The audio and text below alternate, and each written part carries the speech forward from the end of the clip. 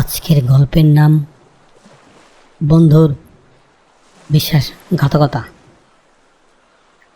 ইয়ামিন এবং সাগর ছোটবেলার বাল্যবন্ধু। গ্রামের স্কুলে একসাথে তারা বড় হয়েছে। শুরু থেকে শহরে কলেজে লেখাপড়া সব কিছু। তারা ছিল ছায়ার মতো।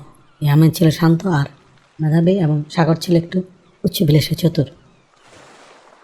ইয়ামিন একটি ইউনিট সফটওয়্যার আইডিয়া নিয়ে কাজ করছে।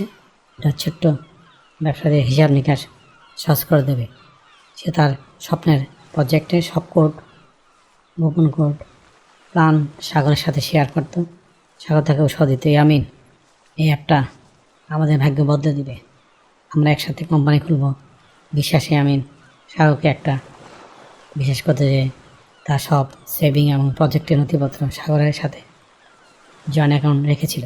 সে জানত না এই অগাধ বিশ্বাসী তার জীবনে সবচেয়ে বড় কাল হয়ে দাঁড়াবে। একদিন সকালে ইয়ামিন ঘুম থেকে উঠে দেখল তার ল্যাপটপ থেকে সব ফাইল গায়েব। সে সাগরকে ফোন করলো, কিন্তু সাগর ফোন বন্ধ। পাগলের মধ্যে সে তার ছোট্ট অফিসে গেল, দেখলো সেখানেও তালা ঝুলছে।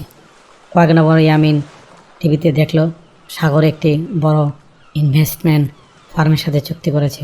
সাগরের হাতে ইয়ামিনের তৈরি সেই অ্যাপটা, কিন্তু সেটির মালিক হিসাবে নাম রয়েছে শুধু সাগরের। সাগর ইন্টারভিউতে বলেছে, এই প্রজেক্টটি আমার দীর্ঘ 2 বছরের কঠোর পরিশ্রমের ফসল। ইয়ামিন যখন সাগরের সাথে দেখা করতে গেল, সাগরের দেহরক্ষীরা তাকে আটকে দিল। সাগর ভিতর থেকে এসে তাচ্ছল্যের হাসিতে বলল, ইয়ামিন, আবেগে ব্যবসায় কোনো স্থান নেই। প্রমাণ করার ক্ষমতা থাকলে যে এই আইডিয়াটা তোর মনে রাখিস, সব ডকুমেন্ট এখন আমার নামে। ইয়ামিন বুঝতে পারল তার সবচেয়ে প্রিয় বন্ধু আজ জ্যান্ত কবর দিয়ে দিয়েছে। ইয়ামিন ভেঙে পড়ল ঠিকই, কিন্তু সে হাল ছাড়ল না। সে জানতো যে সাগর একটা জিনিস চুপ করতে ভুলে গেছে। অ্যাপটি একটা ছোট্ট কিন্তু শক্তিশালী সিকিউরিটি বাগ, যা শুধু ইয়ামিনে ঠিক করতে পারে।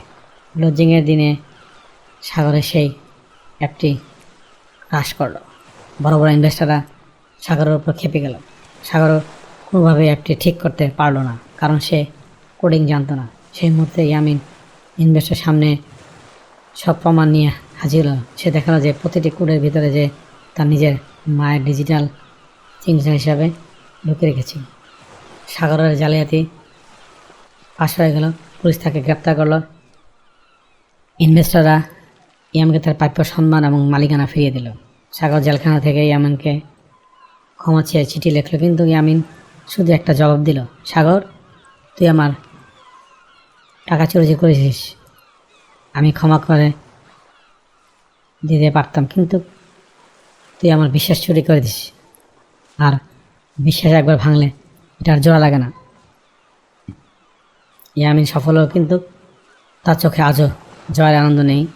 সে আজ বড় একা। সে শিখল যে জীবনে সত্য চেনা সহজ, কিন্তু বন্ধুর আড়ালে লুকিয়ে থাকা সত্য চেনা সত্যি বড় কঠিন। হ্যালো বন্ধুরা, আজকের গল্পটি কেমন হলো কমেন্টসে নিচে জানিও। আবার দেখাবো না কোনো গল্পে। Thank you for watching. Please subscribe.